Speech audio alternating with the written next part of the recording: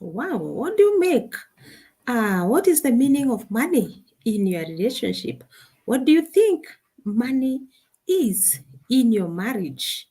My name's Afid Jogu, a marriage counselor and relationship coach, helping couples navigate through marriage so that they can have successful, fulfilling, and exciting relationships.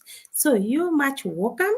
And today we are going to discuss about money because money is the root of all problems in relationships. I know maybe some of you might not have gone through pain of money in your relationship. But as time goes, you realize because in everything that you do, in all your plans in this marriage that you are in, money is a big factor. You need money to eat. You need money to do clothing. You need money to pay bills. You need money to educate your kids. So money has been a problem in many relationships. But those who know how to manage money, they are good to go. And now today, that's what we are going to cover. What is money? And how you can be able to work your relationship with money and succeed and prosper together as a couple. So, thank you and welcome. Let me share my screen so that you can see what we are talking about. Yes, there we go. So, money is where it ends. What do I mean when I say money is where it ends?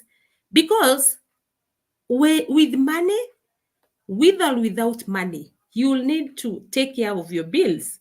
And if you're not wise in planning and in managing your money as a couple, it will bring a lot of problems. It will bring pain. It will bring a lot of misunderstanding. So, money is where love ends. Okay? So, our learning objectives today, we will learn what is money, money and me, and money and you, money and marriage. It's my money. Some people say, oh, it's my money. Money in marriage, where some people think it's our money. Then examine three couples accounting system. Then learn practical steps to achieving unity and finance. Okay, so in your finances, for you to succeed, you need to achieve unity. You need to be united so that you can achieve that what you want. Okay, so what is money? Many people have different understanding of money, but to me, money is a medium of exchange of goods and services.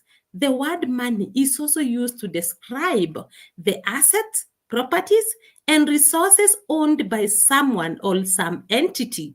Money is valuable because it can be used to purchase nearly any commodity and service. It is important to note that people have an emotional attachment to money. So, if you want to have that successful relationship, if you want to have a good marriage, you must understand your attachment with money. And you must understand your partner's attachment with money. Okay? Then, what is money and you? Because you're the one in this relationship. Yeah? Inspire the meaning of money as a medium of exchange. Money means different things to different people based on individual expectations and needs. For instance, those who need security, they see money as security. Those who need value, uh, or those who need to be joyful, they value money for that, for joy and happiness. Those who value money for fame, they see money as a channel of achieving fame. So, what you think of money determines what you do with that money. Okay, so that is money and you in this relationship. So you are supposed to tell me now, at least, what do you think money is? What does money mean to you? Yeah, what does money mean to you? Because until you understand the meaning of money in your relationship, that's the time you'll be able to unite together and work out your relationship without the feeling of that this is my money, or that this is his money, or that is our money. So you need to tell yourself or explain to yourself what is the meaning of money according to you. Okay, you may wonder why people or why couples have different views of money. The short answer is that we have different views on money because we are different individuals. The long answer is that the meaning we make of life, yeah, including money, is based on our personalities, families of origin, experiences, and orientation. Here, whatever meaning or whatever you think money is, that answer comes from your personality and also from the family of origin, because what you are today is a fruit of where you came from, the family of origin. Okay, and then your experiences with money helps you make a better understanding of money. It is not uncommon for two siblings who were raised by the same parent in the same environment to have a different view of money. We have three children here now. One is spendthrift, always managing money. Another one spends it as it comes. Well, one is neither a spendthrift nor a shopaholic. Now, here you need to ask yourself, as a person now in this relationship, yeah, how do I manage my money? Do I use it as it comes, or am I that person who manages and budgets? Yeah, you budget for your money. How are you using your money? That is the biggest question in your relationship. Then we have money and marriage. Yeah. When it comes to marriage and you think that whatever that you're earning, it is your money, that is where the biggest problem starts. Because you are in this marriage as one. And now here you have started thinking, oh, this is my money. I'm the one who is earning it. So what happens? Yeah. When you think something is yours, you'll want to spend it alone, or you want to have the final decision because it is your money. So when it comes to relationship and you think that this money is yours, research has shown that money has not been a friend of marriage and family building. Money is number one reason why divorce happens in a seemingly happy marriages, with over 89% of all divorce and broken homes traced to money and money matters. So, money and money matters affect the rich and the poor, the young and the old, Christians and non Christians. So, the result of this is that each spouse gets into marriage with their preconceived ideas of how to manage or handle money. And this ultimately wrecks their family relationship because there is no cohesiveness and no true understanding of money management. Yeah. So anytime you are in a relationship and you feel like, oh, this is my money, that's now where the problem starts. That now is where you will start feeling as if, oh, I'm sacrificing a lot in this relationship. I think this is my money. I should make decisions. I should be the one who will dictate what we should do with this money. And when you find yourself in that state, that's the beginning of all the problems in your relationship. Okay, money problems in marriage manifest in 5 major areas. Number 1, who is the decision maker on money matters? Number 2, who manages this money? Number 3, who makes the money? And the problem starts when you start feeling, oh, I am the one who is earning this money, and therefore I should be the decision maker. I should be the one who manages the money. Then number 4, lack of accounting system. This has made so many marriages fail because let me laugh, because I have seen families where the husband goes out there, comes with a bunch of money, and gives to the wife and tells the wife, I want you to keep this money for me. And he's comfortable. But when he gives this money to the wife goes out and start doing impulse buying. So by the time the husband comes and asks for money, it is nowhere to be seen. And you start fighting because of that. Okay? What if you had a good accounting system where you could be able to say, oh, this is the money that you've brought as my husband. Can we sit down and plan, what we are going to do with this money?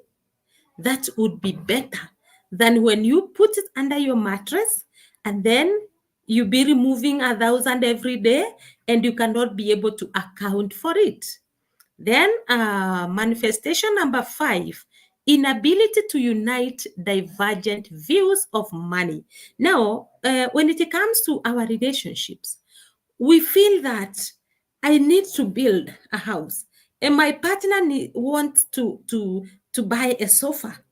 If we cannot come together as a couple and make that decision that this is your view, this is my opinion, but we as a couple, we need to do this. This is our priority.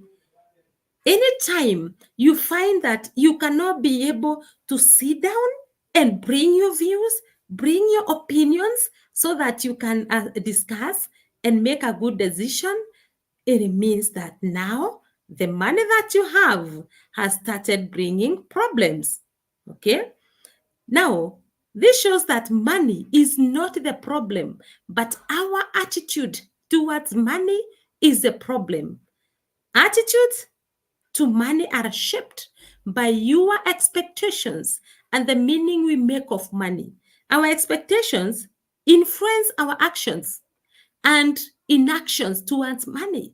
So people are willing to surrender their body to their spouses. Like when you go to a wedding, you feel you hear people say, "Oh, I am giving myself all to you." Yeah, people are surrendering their bodies. And your body is the most important thing because it is the only thing that God gave you, that is what you own, your own body. But in marriages and relationship, people are surrendering their bodies. They are like, oh, I am giving myself to you till death do we part. That is so easy to surrender your body. But when it comes to money, you fail to surrender your accounts. What does that mean? You value your money more than your body. And whenever you feel as if you value your money more than your body, that's the beginning of a problem, my dear. Okay? So here, now we were discussing about money and you. Now here, it is about money, what you take money as our money in marriage. Can money be a uniting factor? Now, in your relationship, ask yourself this question. Can money that you earn, that you toil, you go to a kibarua and you're so, you are so tired and someone wants this money to be their money, can it be a uniting factor? Can money be a uniting factor in your relationship? I can see many people saying, oh, my money is my money. It is okay. It is your money. Nobody is denying that. But if you want unity, check this one out. Okay? Yes, money can be used as a team building tool in marriage and family engineering. Money is also used as an exchange for goods and services. So couples can learn to use money to form one strong, united team by merging their earnings and managing skills for the good of the family. Now, I know many people will not like this video. I know many people will not agree with me. But my friend, let me tell you, if you want to have a successful relationship, and in this case, I'm talking to people who are married. In this case, it is for people who are married and those who are aspiring to be married. Okay? If you want to succeed, you need to merge your finances. That is what you can do, and it will be a uniting factor in your relationship. Money can be a uniting factor if couples will handle money as is laid out in the word of life. Here, you see the story of the creation in Genesis. After God made the man, he looked at Adam and he said, "It is not good for this man to be alone. I will make him a helper." And the Bible continues to explain that God was not happy seeing this man alone. Okay, so he made the helper. Therefore, a man shall leave his father and his mother and shall become united and cleave to his wife, and they shall become one flesh. Therefore, this man shall leave all else and be united to this woman as one. From the scripture, it is obvious that intention of their creator was oneness, including in finances. That pinch that you're feeling, that you cannot allow your partner, you cannot merge your monies with your partner. That is what God wanted.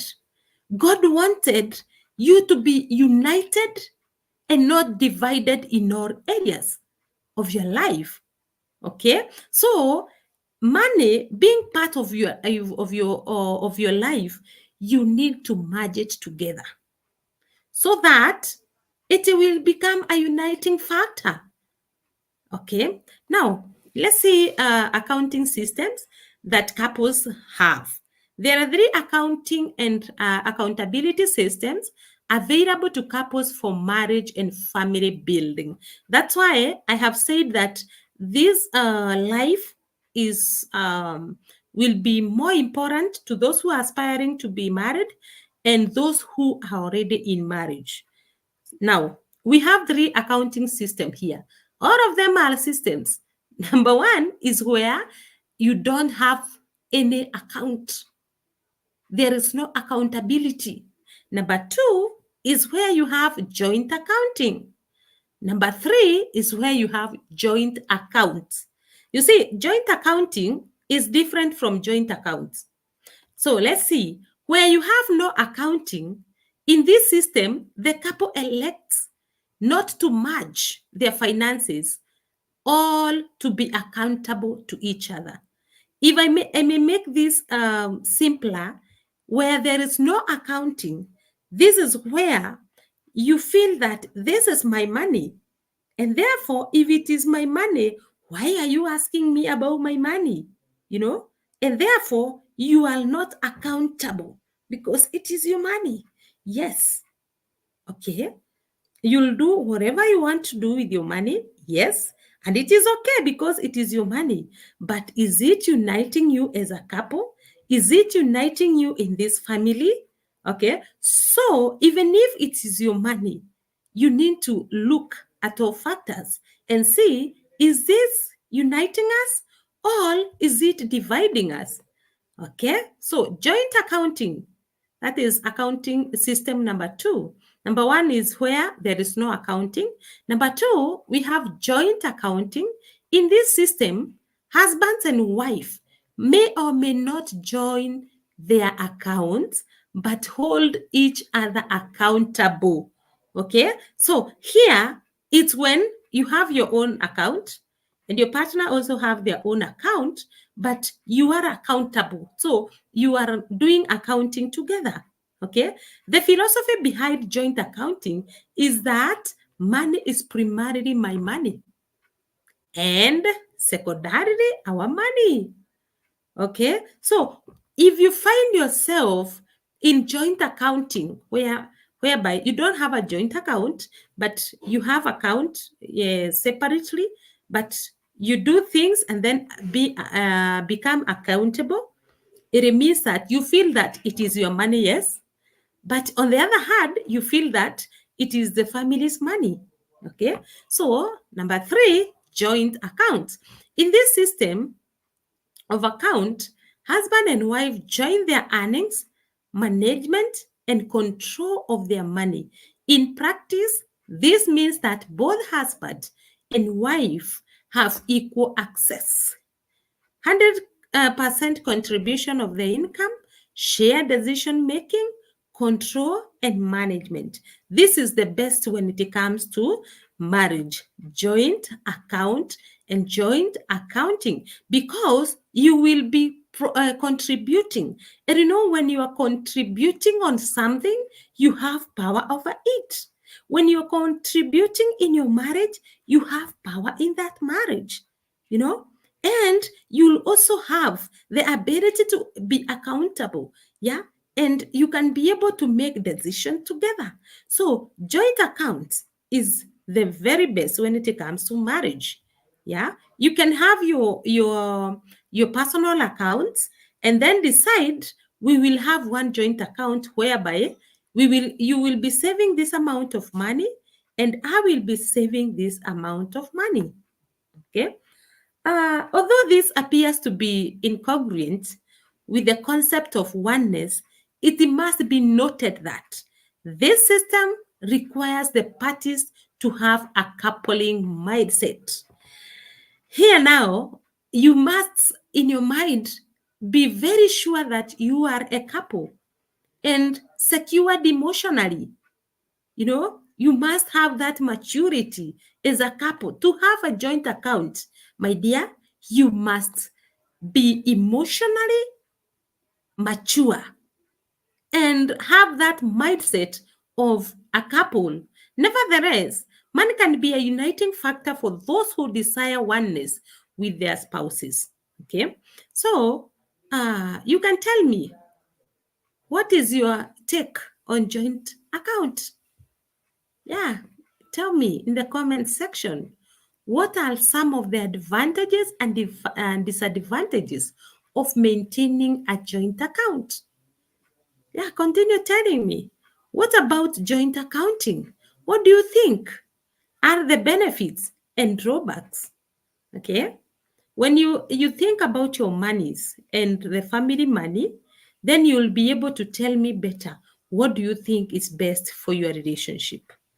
Now, we have some few practical steps to achieving unity in finances, because we said that every family, every marriage, finances must be there.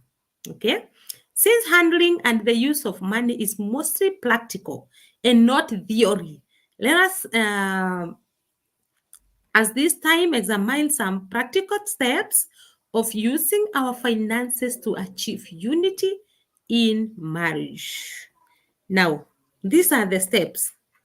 If you have been thinking that, oh, this is my money, or you have been thinking, oh, this is our money, it's okay, because what you make or the meaning you make on money, it is because of your personality, it's because of your family of origin, it's because of your experiences. And when I say experiences, you might have a very bad experience. Yeah, maybe you might have in your first years of marriage, you were in joint account, and one day your partner withdrew all the money and disappeared with it, that is a bad experience. So depending with your experience, that is what will help you make a good decision on money as a couple. So for you to make money a uniting factor in your relationship, then you can follow these steps. Step number 1 is talk about your finances. Learn to talk freely and regularly about money with your spouse. Yeah, you talk about everything else. This is what we do. Yes, we talk about everything else. Then why not this one? Why not money? If I can talk about my body, in marriages, if I can, you can remove all your clothes for your partner and you fear nothing, you can give it all to your partner. Why not money? Ask yourself that question. So you should talk about the monies in your relationship freely without fear. Then step number 2, merge your finances. Yeah. There has been so much debate about whether couples should have a joint account or not. Others have concluded that it will be okay to have a separate individual accounts and then have one joint account just for paying bills or household expenses. We do recommend, like I do recommend, couples having a joint account because that is the way of oneness and unity, yeah, as laid out in the Word of God. This requires that there be a level of trust in each other. You will need to designate one partner who is more careful, one to manage and run the accounts. What I mean is that if you're merging your finances, you cannot leave to one partner who doesn't know how to do the accounting, who will be withdrawing everything and going for impulse buying, who will be cheated and be told, oh, we want this amount, and faster they go and withdraw the money. So you must look on your abilities and capabilities as a couple. Who is more appropriate for taking care of our account as a couple? Okay, once you are able to do that, then it makes your work easier. Okay, then number 3, merge your finances. That was number 2. Then be open with money. Oh, this is where we fail. And my friend, that is the top secret when it comes to money. I know many people, money lovers like me, are saying, oh my God, how can I be sharing what I earn? How can I be telling my partner this is the amount I earn? The saying that what your spouse doesn't know will not hurt him or her is a fallacy, my friend. Yeah, rather big financial secrets can ruin a marriage. You'll be shocked to know that very many couples keep big financial secrets from their spouses to their own detriment. When you cannot share, you cannot say, oh, I can see you guys saying, oh, Faith, today you are talking to yourself. But I must tell you the truth. When you cannot be open with the money, it will always bring conflict. Yes, it will always bring conflict in your relationship. Then learn to give. This is the secret of success. Yeah? Because when you learn to give, then you receive more. Part of the reason why couples are not very open with the money is insecurity. If you know that you and your spouse have so much money that even in your lifetime you will not be able to scratch 1/10 of all the money you have, would you be secretive about it? Tell me. According to me, the answer is no. Therefore, one way to ensure enough money is giving. It's by giving, my friend. And that one you can see in the Bible verses, in Proverbs and in Corinthians. Yeah. It will help you learn how to give. And as you're giving, remember to give to God. Remember, it is God who has enabled you, and you are supposed to give it back to Him. The 10%, the offering. The secret of having successes in your finances is by giving back to God. Because in Malachi chapter 3, verse 8 to 12, the Bible asks, will a man rob or defraud God? Yet you rob me and defraud me. But you say, in what way do we rob or defraud you? You have withheld tithes and offerings. You are cursed with the curse, for you are robbing me.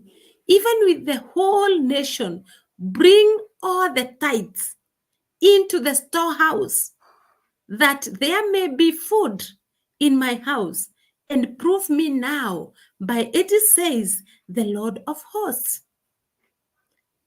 If I will not open the windows of heaven for you and pour you out a blessing, that there shall not be room enough to receive it, and I will rebuke the devourer, that is the devourer, the insect and the things that come to destroy your monies, and he shall not destroy the fruit of your ground, nor shall your vine drop its fruit before the time in the field, says the Lord of hosts. So the reason as to why I'm reading this verse to you, because when we hold our monies, whichever meaning you make for money, you forget about God. But the secret of receiving more, it's giving. Okay? And all nations shall call you happy and blessed, for you shall be a land of delight, says the Lord of hosts. So here I want to tell you, if you want that God who gave you the small that you have, to multiply it, then you need to give it back. Let me give you one example as we are winding up. When Jesus was preaching, and there was that large crowd, yeah, and they were all very hungry. And the disciples were telling him, send them home so that they can go and eat. But Jesus told them, no, you can give them food. Yeah. And the disciples said, oh, we have only 2 fish and 5 loaves. So Jesus told them, bring it to me. You see, bring it to me. And he prayed, and it multiplied. They ate, and they ate, yeah, and there were leftovers. There was a lot that was left from 2 and 5 loaves. There was more than enough for the 5,000 men who were there, you know. So that's why I'm telling you, the secret of giving, the secret of receiving more, is by giving the little that you have, so that you can receive more. Okay, so the day you'll know about that secret, you will succeed. You will have a financial breakthrough. Then number 5, remember, you're still on the steps. Number 5 step is learn to save and invest wisely. It is not wise to eat with 10 fingers, as the elder says. Even if you have a great career and a comfortable living and don't have to worry about debt, you could find yourself free and prepared for an emergency. So couples should have an emergency stash of 3 to 6 months worth of living expense held in a safe place. Besides, saving couples should also work on wise investment. Yeah, this is the good thing. when you are earning, remember to invest. It is advisable that couples sit down and talk about their investment goals and time frames. The reason as to why I'm talking about time frame, because you must know your age. You must know, oh, this is my age. In 2024, I am this number of years. So I don't need to do an investment or a development that will take 50 years to complete. So when you're investing, you must sit down and ask yourself, after how many years will I start getting the fruits of my investment? Okay, not to invest so much without looking at your age, and then you leave others eating when you go back to your father. Okay, so you must be careful on that area. Invest wisely. Then the last one, keep the spending list in check. Spending is the second most common reasons why couples fight. What usually happens is that one spouse gets labeled as a spender. Hey, this is the partner who goes to the market without the list of whatever that they want to buy, and then at the end of the day, they have bought everything but have bought nothing. Why? Because they didn't buy the important things, but they have wasted all the money with the unimportant things, and is blamed for skimming all the money out of the checkbook. In most cases, however, that's not accurate. It's a known fact that men and women spend the same. They just spend on different things. The solution here is to identify the real problem, which is that you are both spending money on a tight budget. Now, when it comes to keeping the spending list on check, you're supposed to sit down and decide how much money you'll allocate to the daily needs of your life, because we said you need money on a daily basis. So when you're sitting down and deciding, remember, the secret is to budget, budget, budget, because spontaneous spending should be highly discouraged. So if you've been having a problem in your marriage because of money, that is the solution. That is part one of money. Part two, we will learn about now how to manage money. Today we are learning what's the meaning of money according to you. In the steps that can help you or unite you as a couple, so that you can have that strong family or marriage that you have always wanted. So there are some few questions that I asked that I can see someone said. Let me see. Hey, Faye, thank you. Yes, my money is my money. Oh, yes, it's okay. That's the meaning you make for money. It's okay, no problem. But if you want to have unity in your relationship, budget together. Do joint accounting. Let me see another one. Josephine. Yeah, we have been doing joint accounting, and it's so helpful. Oh, wow, that's so good. Josephine is saying they have been doing joint accounting and it's helpful. We said joint accounting is when you have your own account and your partner have their own account, but then whatever you do, you are accountable to your partner, okay? Thank you so much, Josephine, for sharing.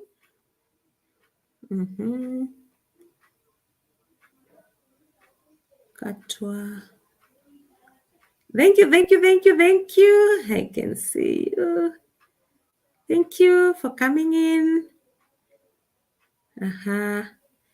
Yeah, we did. Sorry, Katwa is saying we had a joint account at some point in our marriage, but then my partner withdrew all the money and ran away. Whew, that's a bad experience. Okay, so this partner of yours didn't have coupling mindset. He wasn't 100% sure that this is the person I want to live the rest of my life with. So I'm very sorry for that, but still, your idea was good. The idea of having a joint account was perfect. Okay, let's see. Anybody else? Yeah. Ooh, there's so many. There's so many here.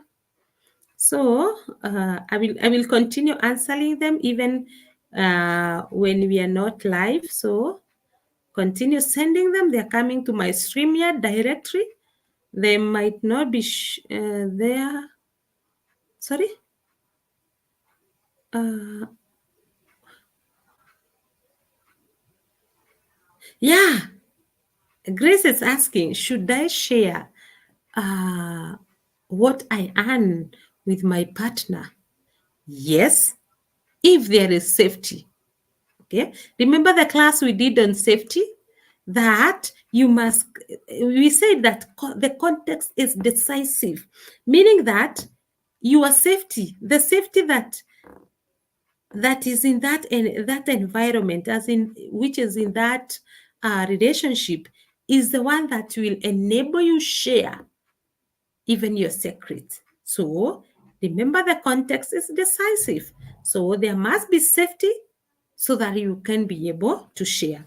So our time is up. So thank you so much for attending. May God bless you and may God help you give more so that you can receive more. And remember to always give to God. So until next time, have a blessed evening.